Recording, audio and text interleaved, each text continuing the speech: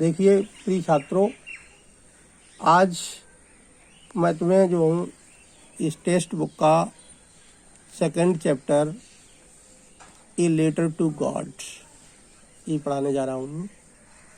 A letter to God का मतलब है ईश्वर के नाम एक पत्र। ये ईश्वर के नाम पत्र कौन लिखता है? एक पहाड़ पर रहने वाला एक किसान है जो ईश्वर पर बहुत ही अटूट विश्वास करता है। जब उसका सब कुछ बर्बाद हो जाता है, ओलों ने सब कुछ बर्बाद कर दिया है, जब उसे लग रहा है कि अब हमारे पास खाने को भी कुछ नहीं है और खेतों में भी फसल अगली बोने के लिए मेरे पास कुछ नहीं है, तो ऐसी स्थिति में वह ईश्वर का सहारा लेता है और ईश्वर के लिए पत्र लिखता है। उस पत्र का जवाब ईश्वर का ही एक प्रतिनिधि के रूप में एक पोस्ट मास्टर उसको देता है, उसे कुछ पैसे देकर। उस पूरे पैसों की व्यवस्था तो नहीं कर पाता, उसमें से कुछ कम पैसे उसे देता है। तो उन कम पैसों को पा करके वह पुनः गुस्से में हो जाता है और फिर पत्र लिखता है ईश्वर के लिए कि हे ईश्वर, आपने जो मेरे लिए पैसे भेजे उनमें से पूरे पैसे मुझे प्राप्त नहीं हुए हैं। अब जो पैसे मेरे लिए भेजो वो डाक के माध्यम से मत भेजना, क्योंकि डाक के कर्मचारी बेईमान हैं। ऐसा पत्र जो है, एक पहले पत्र डिमांड करने के लिए लिखता है, दूसरा पत्र जो है वह इस बात का लिखता है कि इनको मतलब जो है डाक के माध्यम से मत भेजना। अब ये पार्ट यहाँ से शुरू होता है। The only one in the entire valley sat on the crest of a low hill. The house means घर, only one केवल एक, in the entire valley संपूर्ण घाटी में। sat on स्थित था, on the crest कहते हैं चोटी पर, of a low hill निचली पहाड़ी की, मतलब निचली पहाड़ी की चोटी पर संपूर्ण घाटी में केवल एक ही घर बसा हुआ था।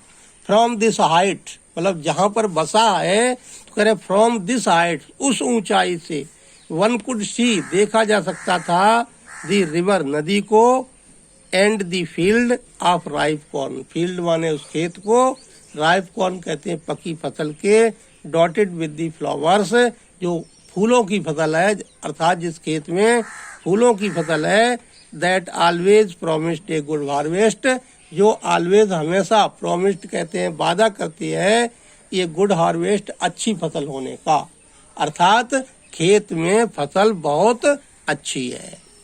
मतलब घर जो संपूर्ण घाटी में निचली पहाड़ी की चोटी पर बसा हुआ है, वहां से खेत को और नदी को देखा जा सकता है जिस खेत में फसल बहुत अच्छी है। दी ओनली थिंग केवल, अर्थ माने पृथ्वी को, नीडेड आवश्यकता थी, वाज ए डाउनपोर कहते हैं बहुत मूसलाधार बरसात की, और अथवा एट लीस्ट कम से कम ए शॉवर एक हल्के बौछार की, मतलब पृथ्वी को एक मूसलाधार बरसात की, कम से कम एक हल्के बौछार की आवश्यकता थी। Through out the morning, through out माने संपूर्ण, मॉर्निंग माने सुबह, लैंचो हु नी जो जानता था, हिज फील्ड अपने खेतों के बारे में, इंटीमेटली माने बहुत ही अच्छी तरह से या घनिष्ठ रूप से, मतलब पूरी सुबह लैंचो जो अपने खेतों के बारे में बहुत ही अच्छी तरह से जानता था, हैड डन नथिंग उसने कुछ भी नहीं किया, एल्स सिवाय बट सीन देखने के, स्काई आकाश की ओर, टुवार्ड द नॉर्थ ईस्ट पूर्वोत्तर दिशा से, मतलब पूर्वोत्तर दिशा में उसने आकाश की ओर देखने के सिवाय कुछ भी नहीं किया। Now we are really going to get some water women, अब वो अपनी पत्नी से कह रहा है, वुमेन मतलब प्रिय, नाउ अब वी आर रियली गोइंग, हमें वास्तव में, गोइंग टू गेट मतलब है मिलने वाला है, प्राप्त होने वाला है, सम वाटर कुछ पानी। पत्नी से कहा कि प्रिय अब मुझे कुछ पानी प्राप्त होने वाला है। मतलब आकाश को देख करके उसने कहा, ये भविष्यवाणी की कि अब मुझे कुछ पानी प्राप्त होने वाला है। दी वुमन महिला हु वाज प्रिपेयरिंग जो तैयार कर रही थी, सुपर माने रात का भोजन, ये डिनर का सेम मीनिंग है। सुपर मतलब महिला जो रात का भोजन तैयार कर रही थी, रिप्लाइड माने उत्तर दिया, यस गॉड विलिंग हाँ ईश्वर ने चाहा तो।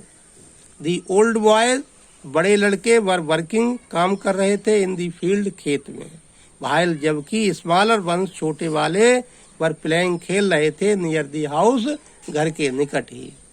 अंटिल जबकि women called to them all महिला ने उन सबको बुलाया, मतलब जो खेल रहे थे उनको और खेत में काम कर रहे थे उन सभी लड़कों को बुलाया।